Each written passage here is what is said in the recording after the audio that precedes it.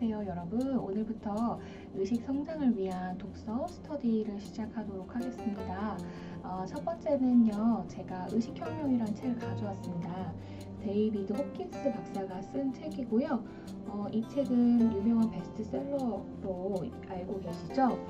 근데 많이들 이 책에 대해서 자세히 읽어보지 않으신 분들도 있으세요. 왜냐면 의식의 지도라는 게 되게 유명하거든요. 여기서 64페이지 보시면 의식의 지도 표가 있습니다.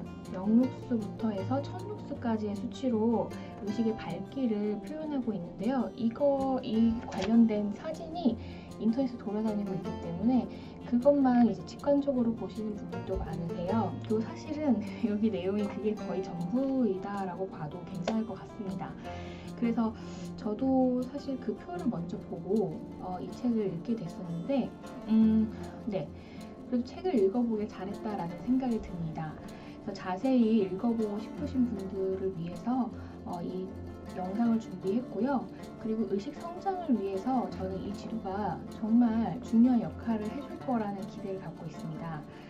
저는 일단 길치입니다. 그래서 네이버 지도 같은 스마트폰의 혜택이 없이는 어딜 가기가 굉장히 어려워요. 그래서 옛날에는 스마트폰 없을 때 명동에 가면 몇 시간을 계속 삑삑삑 미로처럼 돌았던 기억이 있습니다. 그러나 지금은 정말 어디를 가든 잘 다닐 수가 있습니다. 이유는 내가 현재 있는 위치를 알고 그리고 목적지를 보고 그 주변의 사물들을 보면서 제가 근처에 하나은행 있구나, 저기 국민은행 이러면서 가다 보면 금방 도착을 하더라고요. 그렇기 때문에 이 지도의 역할은 목적지로 데려다 주는 데서 굉장히 중요하죠. 그렇기 때문에 의식에 있어서도 성장이라고 했을 때 막연하게 성장이라고 하면 얼마큼 성장해야 되는지 그리고 얼마나 그게 힘든 건지 그 의식을 할 수가 없어요. 그러나 우리가 이렇게 의식의 지도가 있으면 내가 현재 굉장히 낮은 수준이 20, 30 룩스에 해당하더라도 목표를 만약 1000이라는 굉장히 높은 수치로 도달하려고 한다면 처음부터 그게 될까요? 굉장히 어렵고 처음부터 하다가 안 되면 금방 나는 안 된다고 포기하기가 쉽죠. 그러나 이런 의식의 지도를 보면서 내 주변에 있는 그런 감정들과 수준, 그거를 보면서 가면 내가 그래도 잘 가고 있구나.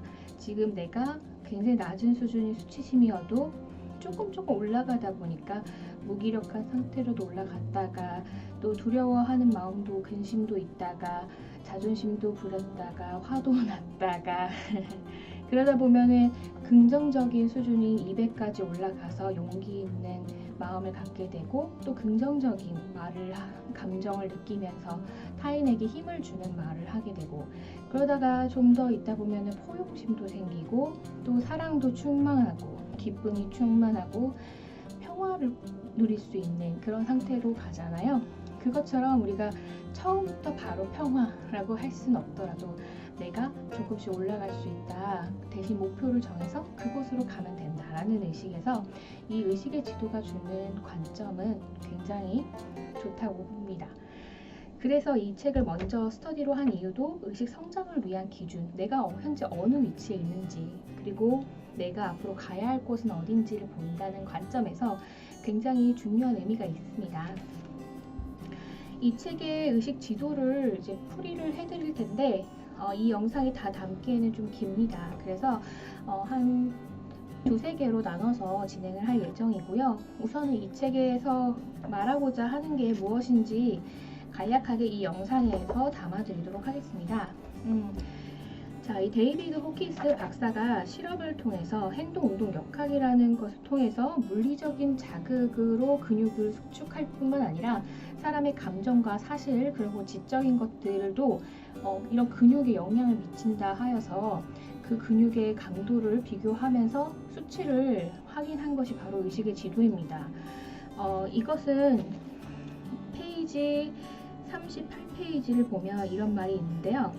육체가 마음과 동시에 생각한다는 것을 보여주는 운동역학은 운동역학이라는 거의 정의는 이렇게 합니다.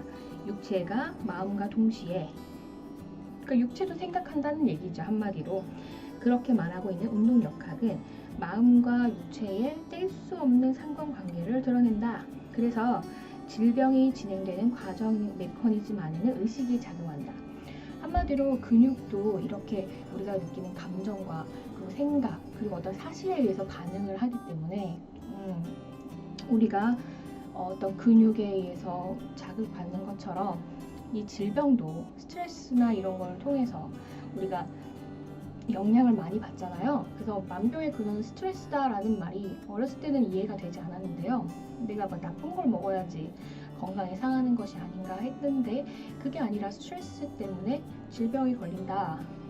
그 말은 어떤 스트레스를 받으면 일정한 호르몬의 작용이 바뀌게 됩니다. 그리고 여기서 말했듯이 근육이 반응을 하고요. 신체가 반응을 합니다. 그래서 스트레스가 처음에는 짧은 시간 동안 내 몸속에 있을 때 굉장히 긍정적인 에너지를 줘서 근육을 강화시키고 뭔가 할 의지를 드러낸다면 이 스트레스에 내가 묶여버리는 순간 계속해서 그 스트레스로 인해서 호르몬이 영향을 받고 세로토닌이라는 좋은 행복 호르몬이 감소가 되고 그러다 보니까 우울증이나 또는 도파민 과도로 분노나 여러 가지 이것들이 불균형을 초래합니다. 우리가 자연도 마찬가지로 조금 오염된 상태는 금방 회복이 돼요. 그런 자정작용에 의해서 회복이 되는데 사람 역시 적절한 스트레스, 슬픔, 두려움 이런 수치심 잠깐 내 몸속에 잠깐 왔다 튕겨나가는 것은 그렇게 막 해롭진 않습니다. 오히려 자극이 되고 좋은 반응을 되죠.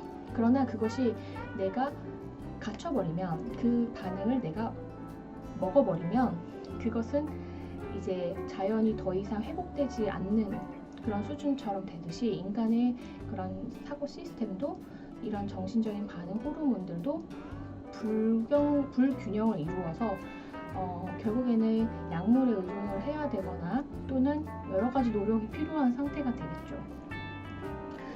그런 것을 말하고 있습니다. 여기서 굉장히 중요한 얘기를 하고 있는데요. 67페이지에 보면 정신적 스트레스란 우리에게 주어진 조건, 그 조건이란 어떤 환경, 그리고 조건, 그것에 저항하거나 도피하고자 함으로써 스스로를 그물에 가두는 데서 생긴다. 그러니까 이 스트레스라는 것은 그런 조건 자체가 아니다. 환경 자체가 스트레스가 아니다. 한마디로 그것의 조건과 환경을 해석하는 사람인 나.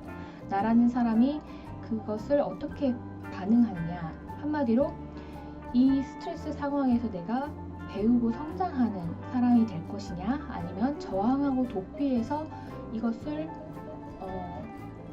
의식적으로 계속해서 노예가 되느냐 그것에 따라서 스스로가 그 가물에 가둬지는 데에서 스트레스가 생긴다라고 보는 겁니다. 이 사람은 예시를 들기를 시끄러운 음악으로 혈압이 높아지는 사람과 기쁨을 누리는 사람 이렇게 두 가지로 나뉜다고 하는데요. 어떠한 조건 자체는 우리에게 그냥 그대로 존재하는 것이지만 그 사람이 그것에 어떻게 반응하느냐 그게 바로 스트레스의 원인이다 라고 보고 있습니다. 그래서 마지막으로 이 사람 말하기를 우리에게 주어진 조건 자체에는 어떤 힘이 있는 것이 아니다. 이 어떤 환경과 조건에는 스트레스를 주는 요소는 없다 라고 합니다. 자, 그래서 제가 초등학교 때 그 필독서가 있었는데요. 생각을 바꾸면 세상이 달라진다. 그런 책을 읽었었어요.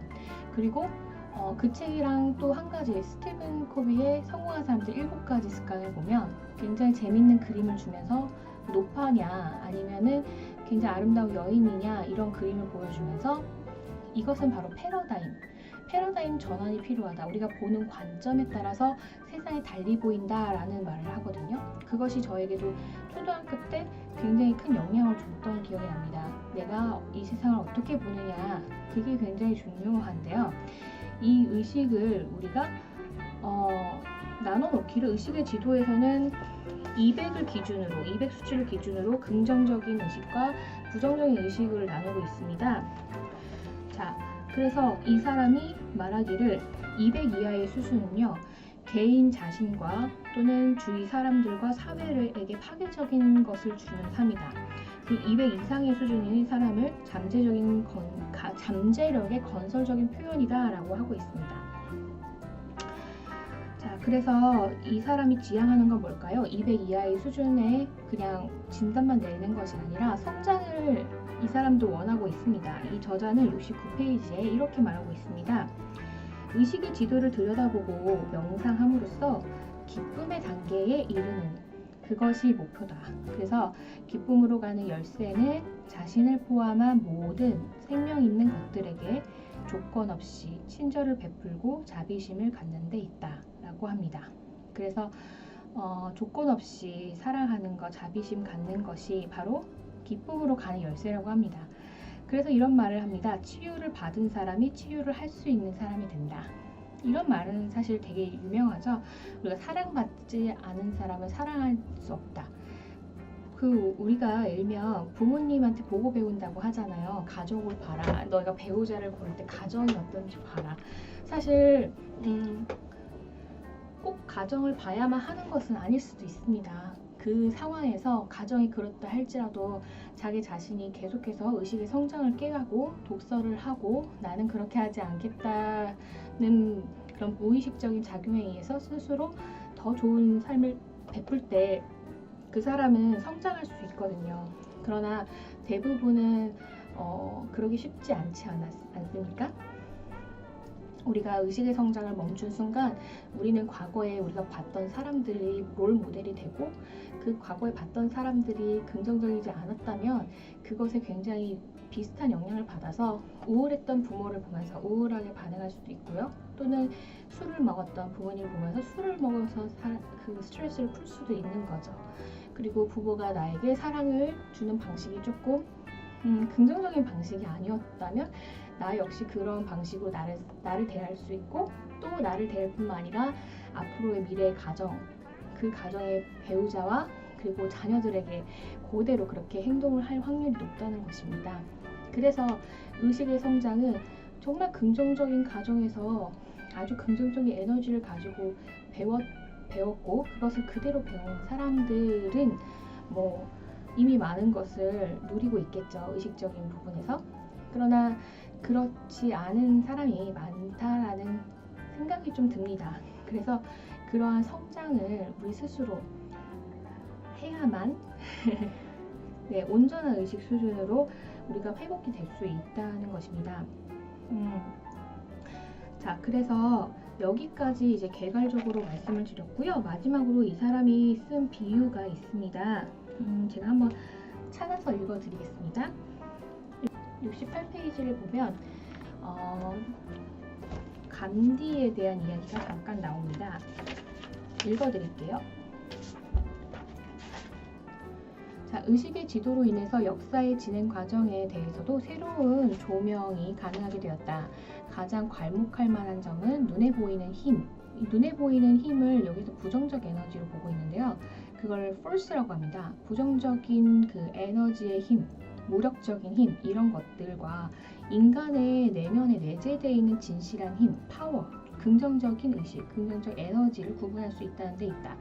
자, 의식의 지도는 이렇게 두 가지로 나뉘는데요. 아까 의식의 지도 잠깐 말씀드렸듯이 이렇게 있잖아요. 요 가운데 숫자가 200입니다. 0부터 1000까지 있는데 200이 중간 수치인데요. 200을 기준으로 위에는 긍정적인 에너지, 즉 용기, 중용, 포용, 사랑, 기쁨, 평화, 깨달음, 이런 것들을 바로 내재되어 있는 힘이라고 해서 파워라고 하고요. 그 아래에 있는 것, 자존심, 분노, 욕망, 두려움, 무기력, 수치심, 죄의식, 이게 바로 눈에 보이는 힘, force라고 하고 있습니다. 그러니까 눈에 보이는 힘이라고 했을 때 분노나 자존심을 부린다, 욕망이 있다, 이렇게 말씀을 하면서 정치적으로도 그렇게 행동하고 있다고 보는 거죠. 예를 들어서 인도를 식민 통치하던 대영 제국의 말기와 같은 역사의 한 시대를 이러한 연구 방법으로 탐구해 볼 수 있다. 그 당시 영국은 자국만의 이익을 추구하고 타국을 착취하는 나라로서 의식 수준은 몇일까요? 당연히 200 이하겠죠. 200 이하였다. 근데 그 중에서도 억지의 힘 175, 한마디로 자존심을 부리는 그런 상태였다라고 합니다. 반면에 마하트마 간디의 행동 동기는 보통 사람의 의식 범주에서는 거의 정상, 최상에 가까운 700의 수치를 보였다. 저희 의식 지도에서는 0부터 1000룩스까지 있는데 1000룩스는 700에서 1000룩스입니다. 그래서 가장 높은 깨달음의 수치거든요. 거기에 있는 사람이었죠. 이 투 중에서 누가 이겼을까요? 간디가 이긴 것이죠. 그것은 그가 가진 진실한 힘, 내면의 힘, 이것이 월등히 컸기 때문이다.